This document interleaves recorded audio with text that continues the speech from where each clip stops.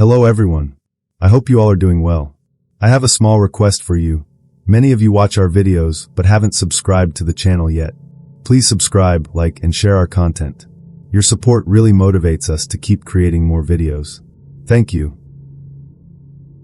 I left Phoenix a little after 10 at night because I thought the drive would be easier when the desert cooled down and there was no traffic.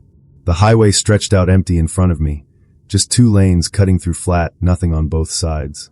No streetlights, no buildings, just darkness pressed up against the edges of my headlights and the occasional green sign telling me how far I still had to go. The radio signal started cutting out about 40 minutes in. Static mostly.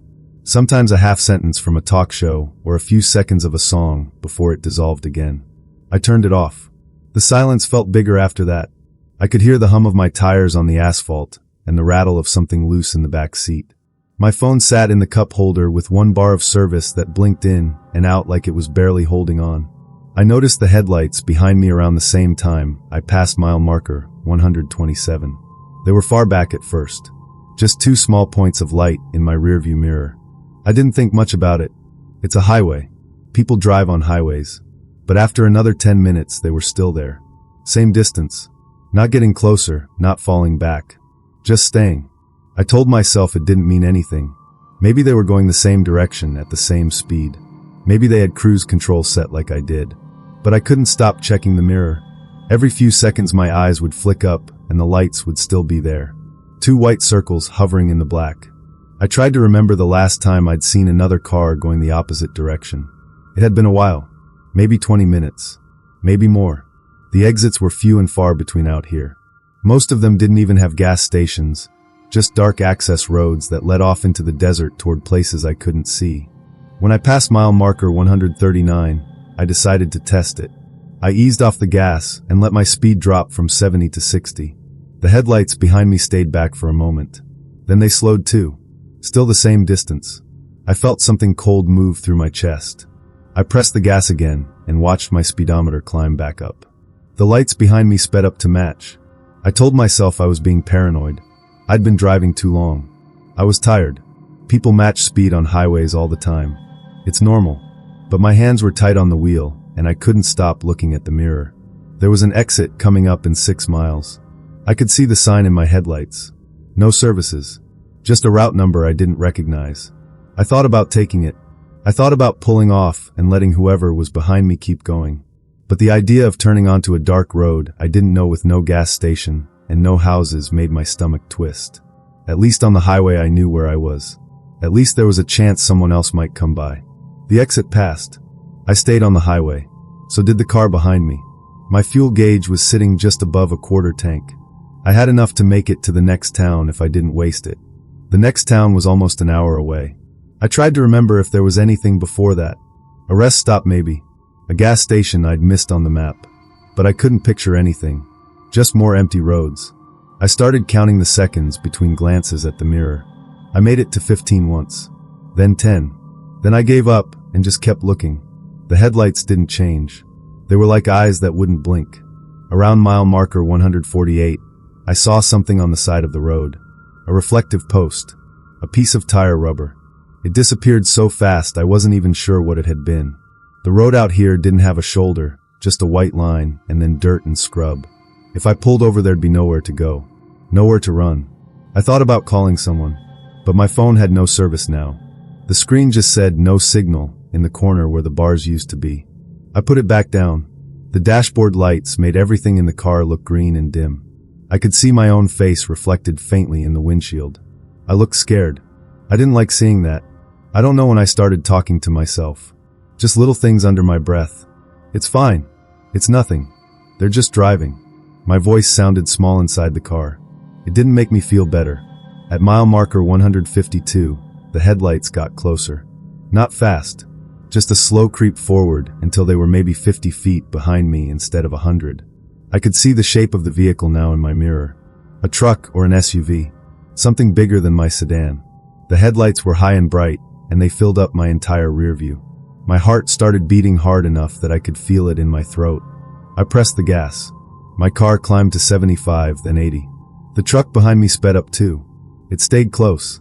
I wanted to go faster, but the road was too dark and I didn't trust myself not to drift off the asphalt. I thought about what I would do if they tried to run me off the road. I didn't have an answer. I thought about what I would do if they pulled up next to me. I didn't have an answer for that either. Another exit sign appeared in my headlights. 3 miles. This one had a name I recognized. A tiny town I'd passed through once in daylight. There was a gas station there. Maybe a diner. I didn't know if anything would be open this late, but it was something. It was more than nothing. I put my signal on. I don't know why. Habit maybe. The truck behind me didn't signal. It just followed. The exit ramp curved off to the right, and I took it going a little too fast. My tires made a sound on the pavement like a quick inhale. The truck followed me off the highway. My stomach dropped. The road into town was just as dark as the highway had been. No streetlights. No other cars. I could see a glow up ahead that might have been the gas station. When I drove toward it, I saw that the gas station was closed. The pumps were dark. The windows were covered with metal shutters. There was a single light above the door that made a small yellow circle on the concrete, but that was all. I didn't stop. I kept driving through the empty lot and back toward the main road. The truck followed me all the way around. I felt like I was going to cry. I didn't let myself. There was a side street that looked like it led toward houses. I turned onto it without thinking. The truck turned too. I sped up. The street was residential, but all the houses were dark. No porch lights. No cars in the driveways. Either no one lived here or everyone was asleep. I took another turn. Then another. I was trying to lose them, but I didn't know the roads and I was afraid of ending up somewhere worse. A dead end. A dirt lot. Somewhere with no way out. When I came back around to a street I recognized, I saw the highway entrance ahead. I accelerated and got back on. The truck got back behind me. I started crying then. Not loud. Just tears running down my face while I drove. My hands were shaking. I thought about stopping and letting them pull up next to me just so I could see who it was. Just so I could know. But I didn't. I kept driving. The headlights stayed behind me for another 30 miles. I counted every single one on the mile markers. My fuel gauge was close to empty. The low fuel light came on and made a soft dinging sound. I ignored it. Then, just before the next town, the headlights fell back. Slowly at first. Then they were gone. I checked the mirror over and over, but I couldn't see them anymore. I didn't know if they'd turned off somewhere or just killed their lights. I didn't know if they were still following me in the dark. I made it to the next town and pulled into the first gas station I saw. It was bright and empty, and the clerk inside looked half asleep. I sat in my car for 5 minutes before I got out. I kept watching the road. No truck came by. I filled my tank and went inside to pay. My hands were still shaking. The clerk asked if I was okay, and I said I was fine. I didn't tell him what happened. I didn't know how to explain it. I didn't know what had even happened. Nothing had happened. Someone drove behind me on a highway. That was all. But when I got back in my car, I locked the doors and I checked the back seat. I drove the rest of the way home on main roads with streetlights and traffic. I didn't take any more shortcuts. I didn't drive at night alone for a long time after that. Sometimes I still think about it. About who was in that truck. About why they followed me. About what they wanted. I never found out. Maybe that's worse. I was standing in the bathroom of a rest stop off Interstate 40 when I realized the man from the parking lot had followed me inside. I didn't know how I was going to get out. My hands were wet from the sink, and I was staring at my own reflection under lights that made my skin look gray. I could hear his boots on the tile floor outside the stall area. He was waiting. Let me go back. It started 3 hours earlier. I'd been driving since morning, and I needed to stop. The rest area was one of those small ones stuck between eastbound and westbound lanes. Just a bathroom building, some vending machines, a couple of picnic tables, and a parking lot with space for maybe 20 cars. There were only 3 vehicles when I pulled in. A semi-truck idling near the far edge, a minivan parked close to the bathrooms, and an old sedan dark blue with a dent in the passenger door. I parked between the minivan and the bathroom entrance. It was late afternoon, still light out. I felt safe enough. When I got out I saw him. He was leaning against the blue sedan with his arms crossed. Middle-aged. Jeans and a flannel shirt. He smiled at me when I looked his way. A normal smile. Friendly. I smiled back because that's what you do. Then I went inside. The bathroom was empty. White tile. 3 stalls. 2 sinks. A paper towel dispenser that was almost empty. I used the middle stall and washed my hands after. I was drying them on my jeans because the dispenser was out when I heard the door open. I thought it was another woman. It wasn't. He stepped inside and let the door close behind him. I froze. He smiled again. Same smile. He said, "Sorry, I just wanted to ask if you had jumper cables. My car won't start." I said I didn't. My voice came out too high. He nodded slowly like he was thinking about that. Then he said, "You sure? I saw you drive up. Thought maybe you'd have some." I said I was sure. He didn't leave. He just stood there between me and the door. The bathroom felt very small. I could smell the soap from the dispenser and something else. Something stale. He asked where I was headed. I lied and said I was meeting someone nearby. He asked who. I said to my boyfriend. He nodded again. Then he said, "That's funny. I saw you get out of the car alone." My stomach dropped. I didn't say anything. He took a step closer. Not fast. Just one step. He said, "I don't think you're meeting anyone. I think you're driving alone." I looked past him at the door. He was blocking it, but not completely. If I moved fast, I might be able to get around him. But I didn't know how fast he was. I didn't know if he'd grab me. I stayed still. He said, "I'm not going to hurt you. I just want to talk." That's when I felt it. The wrongness. It came all at once like cold water. Everything about him was wrong. The smile. The way he stood. The way he'd followed me into a women's bathroom and acted like that was normal. The way he said he just wanted to talk like that was supposed to make me feel better. I heard a noise outside. A car door. I said, "Someone's coming." He glanced back at the door. Just for a second. I thought about running. But before I could move, he looked back at me and said, "No one's coming." He was right. The sound stopped. It was a minivan. I'd watched it leave from the corner of my eye earlier without realizing it. That meant the only other vehicle out there was the semi-truck. And the driver hadn't moved in the 20 minutes I'd been parked. Now let me go back further. That morning I'd stopped for gas about 100 miles west. It was a busy truck stop. Lots of people. I went inside to pay and buy a coffee. There was a man in line behind me. I didn't look at him closely. Just a shape in my peripheral vision. He was buying cigarettes. When I walked back to my car, I saw him standing by his vehicle a few spaces down. A dark blue sedan. He was looking at his phone. I didn't think anything of it then. An hour later, I stopped at a McDonald's in a town I don't remember the name of. I sat inside and ate. When I came out, I saw the blue sedan again, parked across the lot.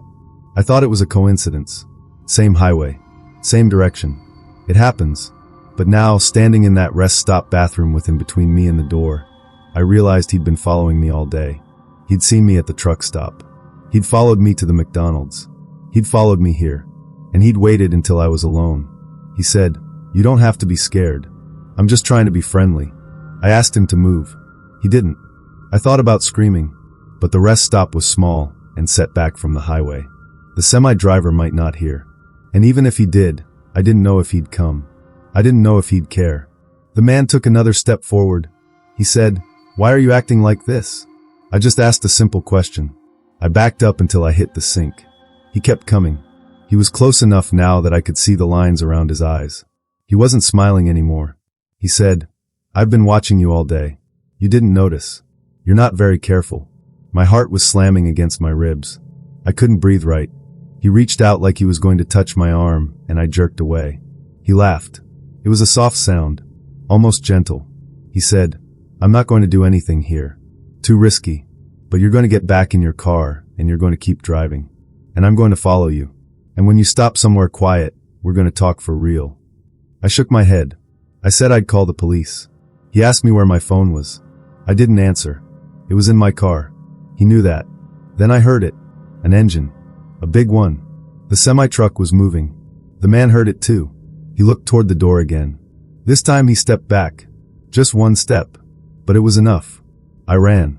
I shoved past him and slammed my shoulder into the door, and I didn't stop moving until I was in my car with the locks down. My hands were shaking so hard I could barely get the key in the ignition. The man came out of the bathroom and stood there watching me. He didn't run. He didn't chase. He just watched. The semi-truck rolled past slowly and pulled out onto the highway. The driver didn't look at me. I started my car and reversed too fast and almost hit the concrete barrier behind me. The man walked toward his sedan. Slow. Casual. like he had all the time in the world. I got out of the parking lot and back on the highway going 15 over the limit. I kept checking my mirror. Followed me for 60 The blue miles. sedan pulled out behind I me. didn't stop. I didn't slow down. When I got to the next town, I pulled into a police station parking lot and sat there with my engine running. The blue sedan drove past. Slow. He looked at me through the window. Then he kept going. I sat there for 40 minutes before I went inside. I told an officer what happened. He made a statement. He said there wasn't much they could do unless the man actually did something. Following someone on a public highway wasn't illegal. Going into a women's bathroom was creepy, but not necessarily criminal. He asked if I got a license plate number. I hadn't. The officer told me to be careful. He told me to call if I saw the man again. I said I would. I didn't finish my drive that day. I checked into a motel in that town, and I didn't leave the room until morning. I kept the curtains closed. I pushed a chair in front of the door. Every time I heard a car engine outside, I stopped breathing until it passed. When I got back on the road the next day, I took a different route. I stopped at busy places. I checked my mirrors constantly. I didn't see the blue sedan again. But now, years later, I still think about it every time I stop at a rest area. I think about how he knew I was alone. I think about how he followed me across 3 stops before he ever said a word. I think about what he meant when he said, "somewhere quiet." I think about how close it was. How the only reason I got away was because a truck driver happened to leave at the right moment. How if the timing had been different, if I'd stopped somewhere more isolated, if I hadn't run when I did. I didn't finish that thought, but it's always there. The trip was supposed to take 3 days. I was driving from Ohio to Colorado to see my sister. I'd mapped out the route with stops planned every 5 or 6 hours. Diners for meals, motels for sleep, gas stations when I needed them. I thought I had it all figured out. I didn't know someone else had mapped it too. The first stop was a diner just outside Indianapolis. It was late morning, and the place was half full. Truckers mostly. A couple of families. I sat in a booth by the window and ordered coffee and eggs. While I waited, I scrolled through my phone. I didn't notice the man at the counter. Not really. He was just there. Brown jacket. Baseball cap. Facing away from me. When I paid at the register, he was gone. I thought nothing of it. What I didn't know then was that he'd taken a photo of my license plate in the parking lot. He'd written down my car model and color. He'd watched me through the diner window and waited until I left before he did. And when I pulled back onto the highway, he pulled out 3 cars behind me. The second stop was a gas station in Missouri. Small place. 4 pumps. I filled up and went inside for a bottle of water. There was only one other customer.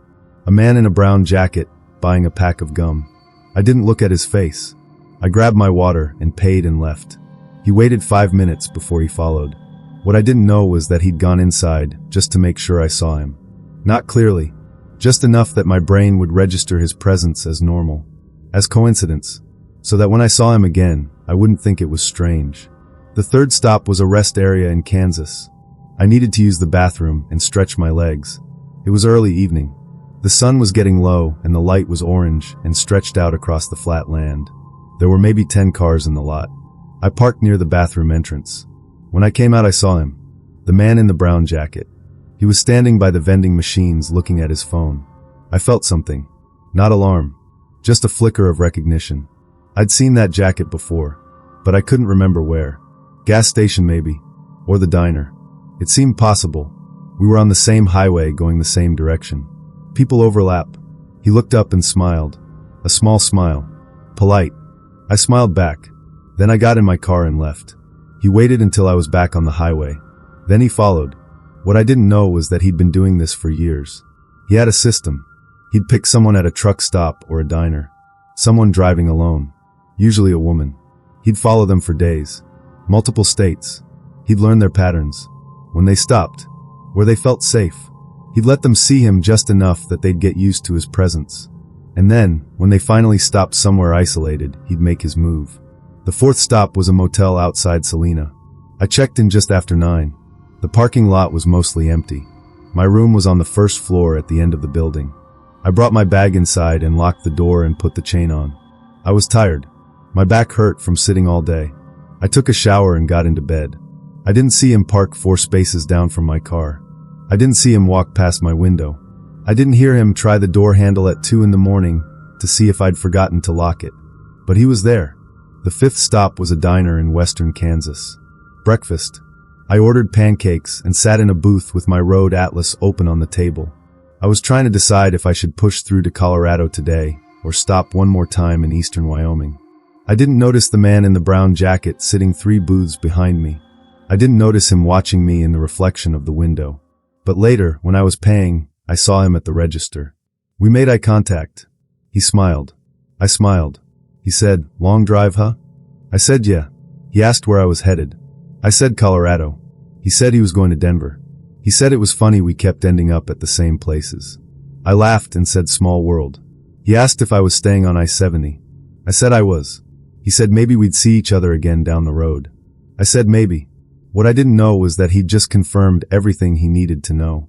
The 6th stop was a scenic pull-off in eastern Colorado.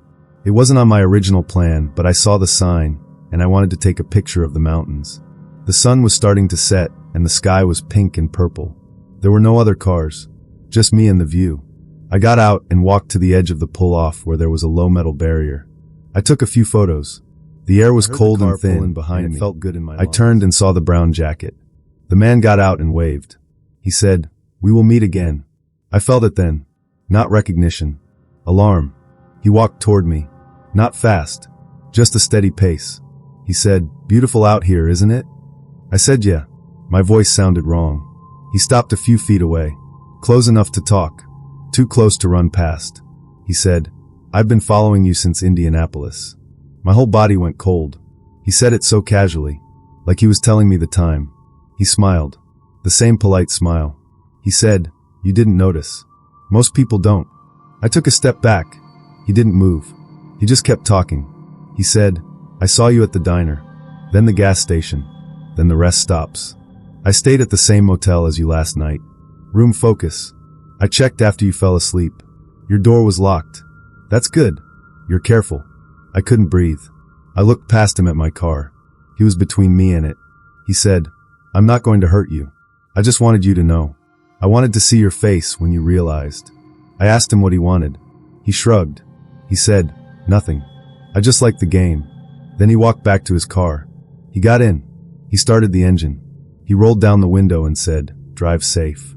And then he left. I stood there for a long time. I couldn't move. My legs felt like they were filled with sand. When I finally got back to my car, I locked the doors and I sat there shaking. I didn't know what to do.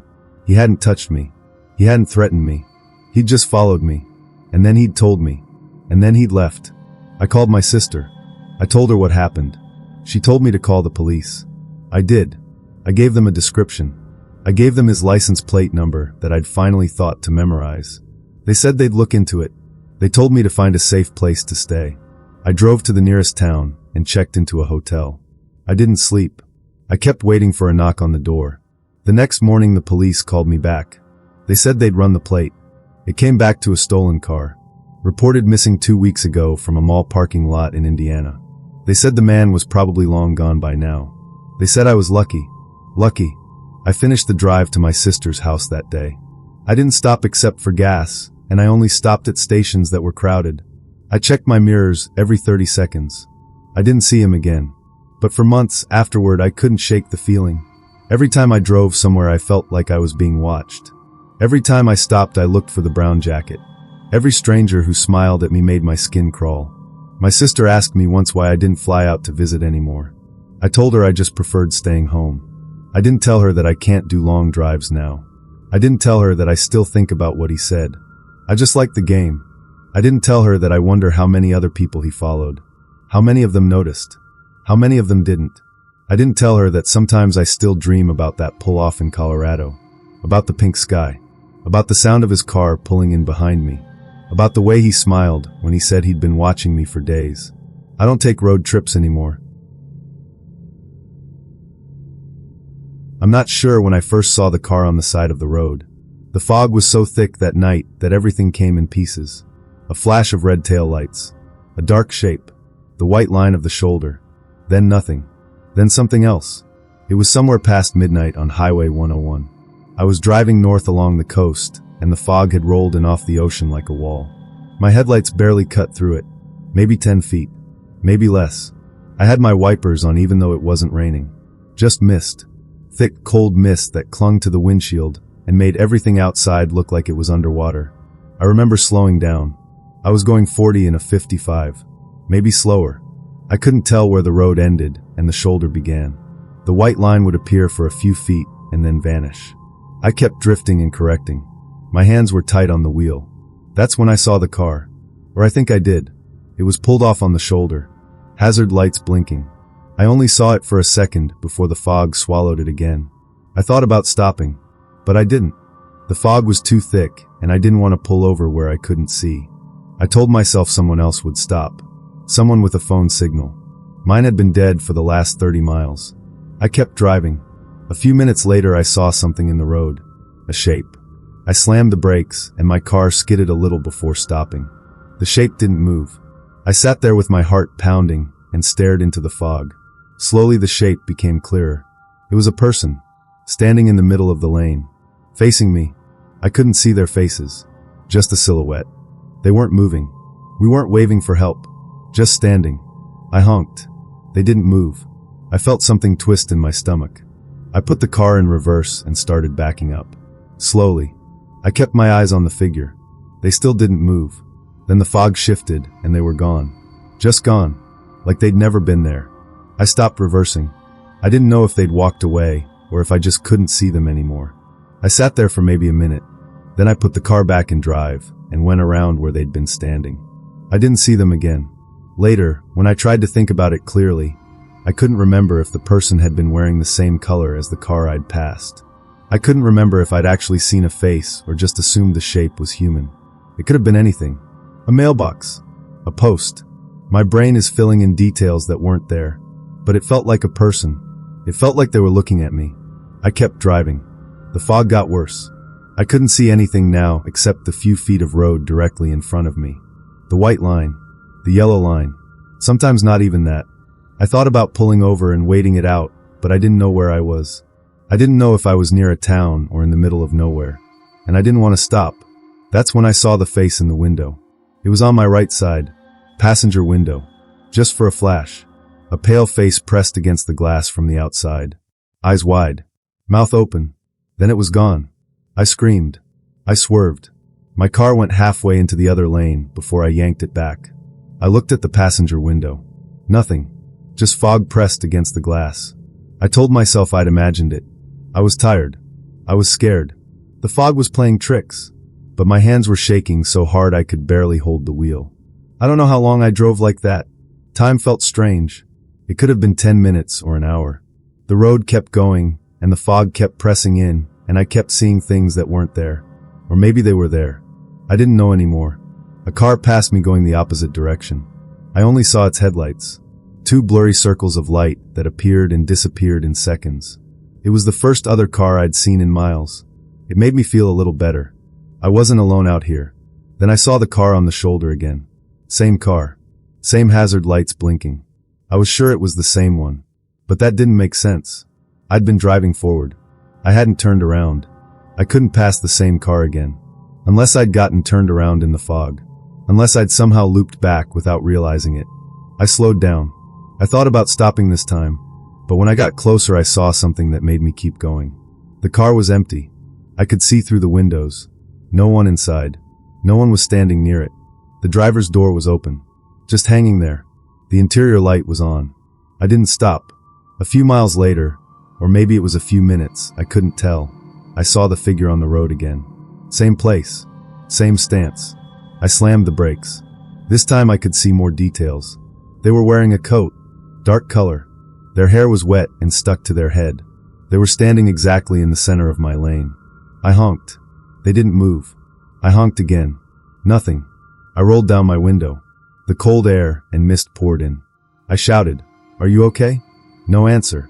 They just stood there. I said, "Do you need help?" Still nothing. Then they raised their arms. Slowly. They pointed at me. Just pointed. Their hands didn't shake. Their arms didn't drop. I felt my chest. They just held it there. I rolled the window back up and reversed. Fast this time. I didn't care about staying in my lane. I just wanted distance. The figure got smaller in my headlights. Then the fog took them. I sat there trying to decide what to do. Go forward. Go back. Pull over. I didn't know. My phone was still dead. I had no idea where I was. The fog made everything look the same. I decided to keep going. I put the car in drive and went forward again. This time I went around where the figure had been standing. I drove in the opposite lane. When I passed the spot, I looked. No one there. Just an empty road. But I swear I felt something. Like someone was watching me from just outside the reach of my headlights. The next thing I remember clearly is the guardrail. It appeared suddenly on my right side. A metal barrier between the road and a drop-off I couldn't see. I knew this stretch. I'd driven it in daylight before. The road ran along a cliff here. The ocean was down below, hundreds of feet down. The guardrail was the only thing between the road and the edge. I stayed as far left as I could. I didn't want to get close to that rail. That's when I saw the car again. The same car. On the shoulder. Hazard lights blinking. The driver's door opens. Empty. I started crying. I didn't mean to. It just happened. I was so tired and scared and nothing made sense. I couldn't pass the same car again. I couldn't. But I was. I drove past it. I didn't slow down this time. I just went. The figure appeared again. Same coat. Same wet hair. Same position on the road. But this time they were closer to my car. Like they'd walked forward to meet me. I didn't stop. I didn't slow down. I just swerved around them and kept going. In my rearview mirror I saw them turn. Their whole body rotated to follow my car. Slow and smooth like they were on a turntable. I watched until the fog hid them. I don't know when the fog started to lift. It happened gradually. The road became a little clearer. Then a little more. By the time I saw the first streetlight, I was sobbing with relief. I was coming into a town. A small one. But there were buildings and lights, and everything looked solid and real. I pulled into a gas station and sat there with the engine running. My whole body was shaking. I went inside and bought a coffee I didn't drink. The clerk asked if I was okay. I said I was fine. I asked him if the fog was always that bad on the highway. He said he didn't know what I was talking about. He said it had been clear all night. I didn't argue. I just left. When I got back on the road, the fog was completely gone. The sky was starting to lighten in the east. I could see the ocean now. It was calm and gray and normal. I never saw the car with the hazard lights again. I never saw the figure on the road. But later, when I got home, I found something. A smudge on my passenger window. On the outside, it looked like a handprint. Small. Pale. The fingers were too long. I washed it off. I told myself it was nothing. Condensation. A trick of the light. But sometimes I still think about that night. About the fog. About the figure pointing at me. About the car I kept passing that shouldn't have been there. I think about the face I saw pressed against my window. The wide eyes. The open mouth. I think about what the clerk said. That it had been clear all night. I don't drive that highway anymore. And I don't drive in fog. The shortcut looked fine on the map. A thin gray line connecting two highways. It cut off about 40 minutes if I didn't want to loop around through the next county. I was running late and the sun was already getting low, so I took the turn. The road started out paved. 2 lanes. No center line, but that was normal for back roads out here. There were fields on both sides. Corn or soybeans. I couldn't tell. They were cut down to stubble. Everything looked dry and flat and empty. After a few miles the pavement got worse. Cracks. Potholes. I had to slow down to avoid the worst of them. Then the pavement stopped altogether and it was just gravel. The sound of the rocks under my tires was loud inside the car. I turned the radio down, but there was only static anyway. No signal out here. I checked my phone. No service. The GPS still showed the road, but the blue dot that was supposed to be me kept jumping around like it wasn't sure where I was. I wasn't worried yet. The road was still going in the right direction. It had to connect eventually. The fields gave way to woods. Thin trees. Scraggly. They pressed in close to the road on both sides. The road got narrower. Barely wide enough for 2 cars to pass. I hadn't seen another car since I turned off the highway. I hadn't seen a house either. Or a mailbox. Or anything that suggested people lived out here. The sun was almost down now. The light came through the trees in long orange streaks. I turned my headlights on. They looked weak in the fading daylight. I checked the GPS again. The road was still there. The blue dot was still jumping. I was maybe 15 miles from the highway on the other side. I could make it. That's when I saw the car. It was parked on the side of the road. An old sedan. Faded paint. Rust around the wheel wells. It was sitting at an angle like someone had pulled over in a hurry. The driver's door was open. I slowed down. I looked as I passed, but I couldn't see anyone inside. No one was standing near it. Just the open door and the empty road. I thought about stopping, but something about it felt wrong. The way it was sitting. The way the door hung open like whoever had been inside left fast. I kept driving. A quarter mile later I saw the mailbox. It was leaning to one side. The little red flag was up. The post was rotted, and the box itself was rusted through in places. There was no house nearby. Just the mailbox standing alone by the side of the road. I looked at it as I passed, and I felt something cold move through me. There was no name on it. No numbers. Just the empty box with the flag up. The road curved. I followed it. The trees got thicker.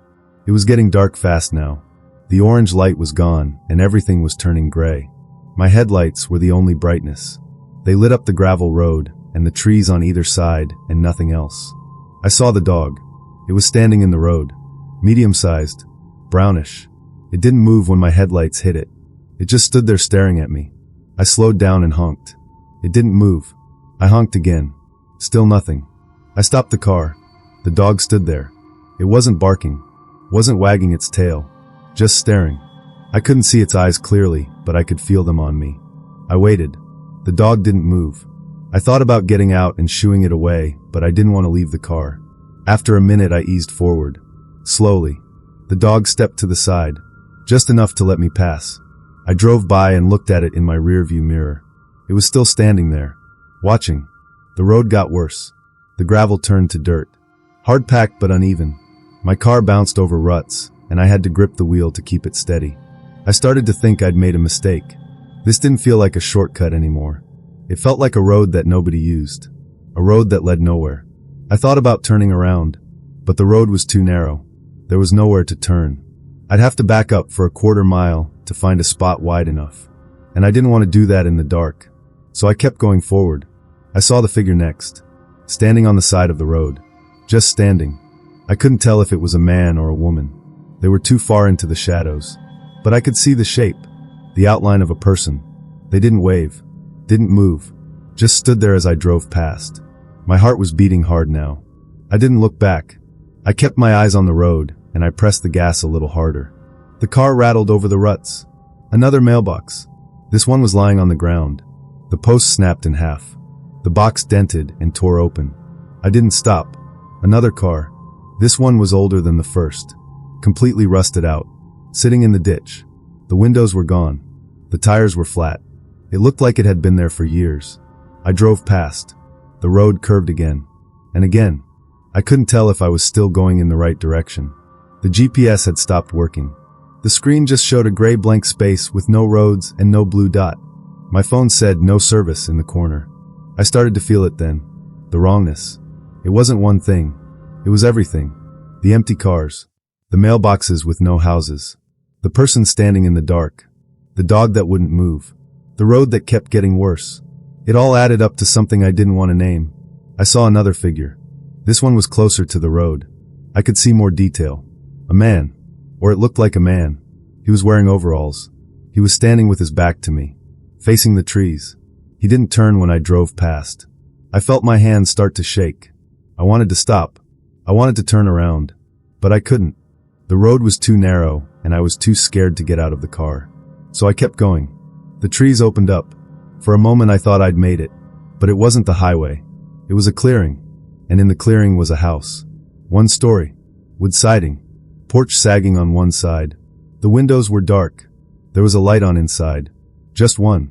A dim yellow glow in one of the front windows. The road went past the house. I followed it. I didn't slow down. I didn't look at the house for long. But I saw enough. The front door was open. Just a crack. And there was someone standing in the doorway. Watching me. I pushed the gas pedal down. The car lurched forward. I hit a rut, and my head banged against the roof. I didn't care. I just wanted to get past the house. It curved. It was twisted. I couldn't see more than 20 feet ahead. My headlights bounced with every bump. I felt like I was going in circles, like the road was looping back on itself. I started talking to myself. Just little things. It's fine. You're fine. Just keep going. My voice sounded thin and high. It didn't help. I saw the dog again. Same dog. Same spot in the road. Staring at me. I didn't stop this time. I swerved around it and kept going. In my mirror I saw it turn its head to watch me pass. Another figure. This one was on the road. I had to swerve into the ditch to avoid it. My car tilted, and for a second I thought I was going to flip. But I corrected and got back onto the road. I looked in the mirror. The figure was still standing there, arms at their sides, facing away. The road started to climb. A hill. Not steep but noticeable. My car struggled on the dirt. The wheels spun. I gave it more gas and it caught and pulled forward. At the top of the hill, I could see lights in the distance. Faint. But they were there. I almost cried. It had to be the highway. It had to be. I drove faster. The road started to descend. I let the car coast. The lights got closer. I could see them clearly now. Streetlights. A gas station sign. The glow of the highway. The road dumped me out onto the shoulder of the highway. I stopped and sat there with my engine running, and my hands still gripping the wheel. Cars passed by going 70. Their headlights were bright and normal and real. I looked back at the road I'd come from. It was just a dirt path leading into the trees. There was no sign, no marker, nothing to say where it went or where it came from. I pulled onto the highway and drove to the next town. I stopped at a gas station and went inside. I asked the clerk about the back road. I described where I'd turned off. He looked at me like I was confused. He said there was no road there, just old logging trails. Nobody used them. Most of them didn't go anywhere anymore. I didn't argue. I just thanked him and left. I got back on the highway and took the long way. It took 40 minutes. I didn't care. I still don't know what that road was. I don't know who those people were, or if they were people. I don't know why the same dog was in the same spot twice. I don't know why the mailboxes had no houses. I don't know why the cars were abandoned. I looked at a map later. A real paper map. The road wasn't on it. There was nothing there but blank space. Sometimes I think about going back. Just to see. Just to prove it was real. But I never do. I don't take shortcuts anymore. I stay on the highway. Even if it takes longer. Even if I'm late. Because some roads don't take you where you think they're going. And some roads don't let you leave the same way you came in.